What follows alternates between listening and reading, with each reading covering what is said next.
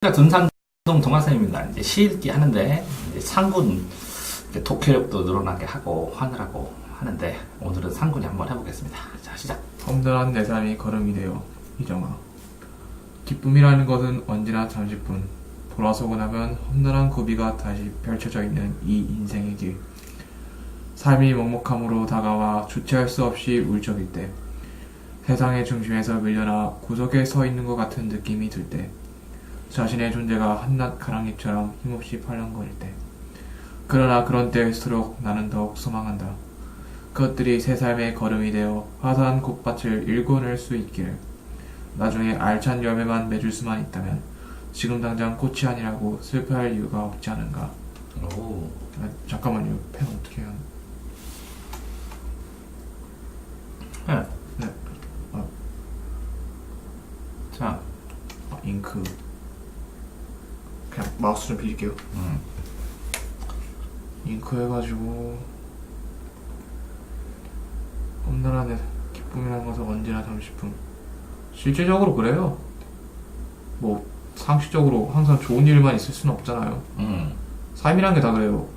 이렇게 가다면 항상 이렇게 좋은 날이 와요. 뭐 예를 들어서 그게 좋아하는 이성한테 고백을 받든 아니면 시험 조사가 100점을 맞든 그럴 때가 와요. 근데 시간이 흐르잖아요. 어느 순간 언젠가 슬픈 일이 닥쳐요. 예를 들어서 그 이성하고 좀 안 좋게 끝났다든지, 아니면은 시험 점수가 좀 안 좋아진다는 건지, 무슨 뜻인지 알잖아요, 다들. 뭐 갑자기 시험 문제가 어렵다든지, 그러면 사람 기분이 좀 우울하거든요.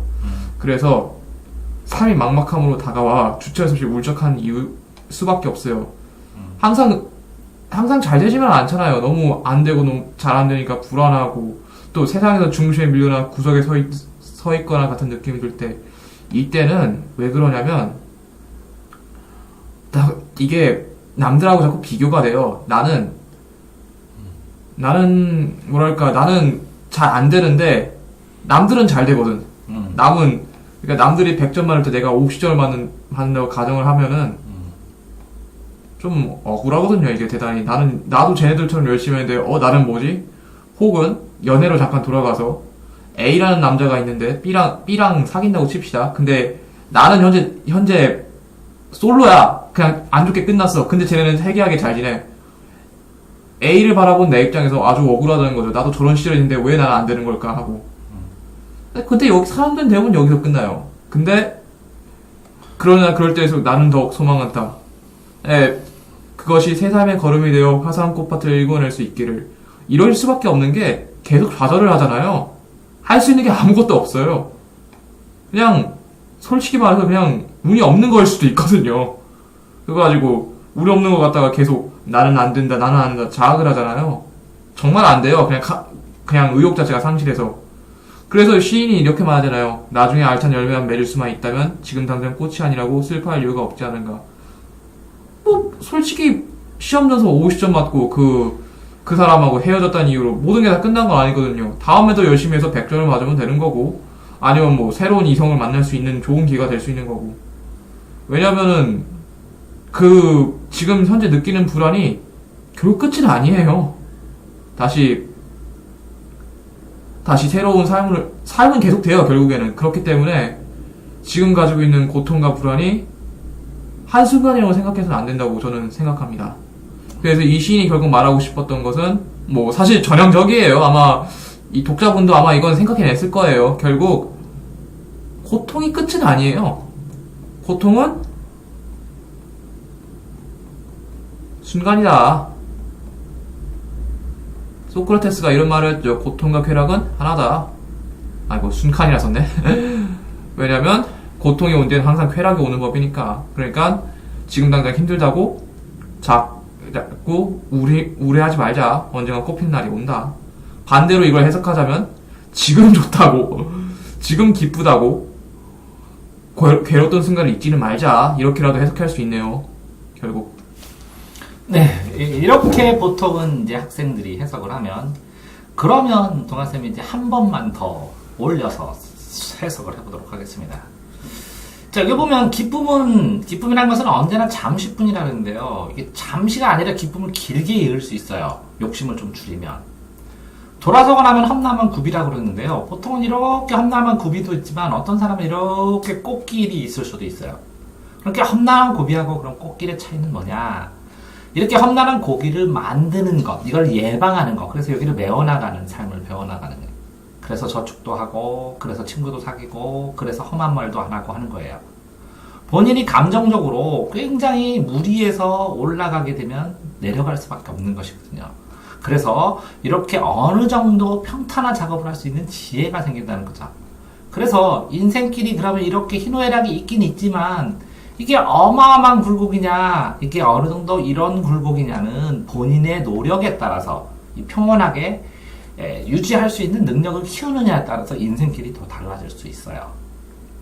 또 이렇게 보시면 삶이 막막함으로 달아와서 울적하기도 하고 구석에 서 있기도 하고 가랑비처럼 탈락일 때 이렇게 힘든 것만 생각하지 마시고 이것과 대응되는 이럴 때는 즐거웠고 이런 적은 즐거웠고 이런 것들을 모아내야 돼요. 이게 소소하지만 확실한 행복이고 소확행이니까 이런 게 늘어나면 행복이나 자존감이 굉장히 커질 수 있는데 너무 이런 거에 집중하게 되면 이만큼의 이걸 놓치는 경우가 굉장히 많으니까 이렇게 소소하고 확실한 행복들을 챙기시기 바랍니다. 자, 그러나 그럴수록 나는 더욱 소망한다. 이 사람은 소망한다. 이렇게 써있지만 저는 그러나 그럴 때일수록 나는 더 걸어가고 실천한다. 이렇게 되어야 된다고 봐요. 소망만 해서는 이루어지는 게 없으니까. 여기서 보면 그것들이 새 삶의 걸음이 돼요. 자, 보세요. 걸음이 된다는 건 다 썩어야 돼. 썩게 되면 썩어요. 썩어. 썩어. 썩은 뭐지? 기억 쉬우신가? 썩건데. 썩어. 썩어난다면 여기에 열이 나요. 그래서 본인이 어느 날 미열을 삶을, 세상을 생각할 때 열나고 머리 아프고 이런 기간을 거친다는 거예요. 이게 얼마나 고통스러운데 이렇게 함부로 써놓냐 모르겠어요. 이거 열나고 썩고 그러면 본인이 속이 셀카밖에 타야 되는데 그걸 편안하게 써놨는데 이거 명심하세요. 그런 기간이 있어야 걸음이 되는 것이지 이런 기간을 각오하지 않으면 그런 걸음 될 수 없다는 거예요. 또 여기에 보면 꼭 화사한 꽃밭을 읽어야 됩니까? 아니 그냥 잔디밭 만들면 안 됩니까? 꼭 열매만 맺을 수 있다면 열매 못 맺는다고 그렇게 슬퍼해야 됩니까? 어떤 나무는 열매, 이게 우리가 다 사람이 과실수입니까? 아니거든요. 열매가 아닐지라도 어느 목재가 될 수 있고 아니면 관상수로 모양으로 돼서 그 살아온 모양, 구불구불 살아온 모양이 관상수가 될 수도 있고 굉장히 용도가 많은데 이렇게 열매, 화사한 꽃 이렇게 전형적으로 이렇게 하면 알기는 쉬운데 인생이 알기 쉬운가요? 아니라는 거죠. 그 다음에 당장 꽃이 아니더라도 자, 꽃이 뭐 의미 주는 존재 이런 거면 좋겠지만 꽃 아름다운 존재 지금 꽃봉오리처럼 활짝 피고 관심을 받는 존재 아닙니다. 이 꽃이 대단한 게 아니라 그 성장한 굴곡을 이기고 성장한 나무가 대단한 겁니다. 이 나무는 매년 꽃을 피울 수 있고 매년 열매를 맺을 수 있는 거예요. 그러면 나무가 요만하면 이게 1m예요. 그러면 20개 맺히겠네요. 근데 이 나무가 5m예요. 그럼 몇 개 열리겠어요, 여기에? 과실의 크기가 다르고 종류가 다릅니다. 또 항상 그거 생각을 해보세요. 꽃을 피던 과실수. 예를 들어서 자두를 심어요. 3년 동안 소득이 하나도 없어요. 3년이 지나야 열매가 맺혀요. 자, 내가 공부를 시작해요. 자두랑 똑같아요. 3년 동안 열매 안 맺힌다고 타박하면 안 되죠. 그렇다고 나무를 뽑아요.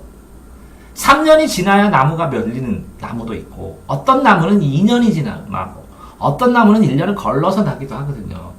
근데 나는 어떤 나무인지 지금 알지 못하거든요. 여기서 보면, 당장 꽃이 아니라도 슬퍼할 이유가 없다. 이렇게 전형적으로 써버리니까 너무 일반적으로 그냥 쭉 흘러버리는 면도 있어요.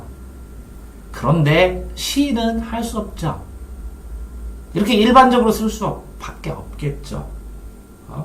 그러면서 어느 정도 힐링에 대해서 그쵸? 이렇게 존재가 한없이 힘없이 팔랑거릴 때 의존하게 되고 의지하게 되는 사람들한테 위로가 되는 시로 쓰려면 쉽게 써야 되니까. 하지만 자, 이걸 가지고 경험해보고 해봤던 사람은 한 번 더 발전된 생각으로 본인의 개별적인 경험에 맞추어서 시를 해석해 볼 필요도 있습니다. 준산동 동화쌤입니다.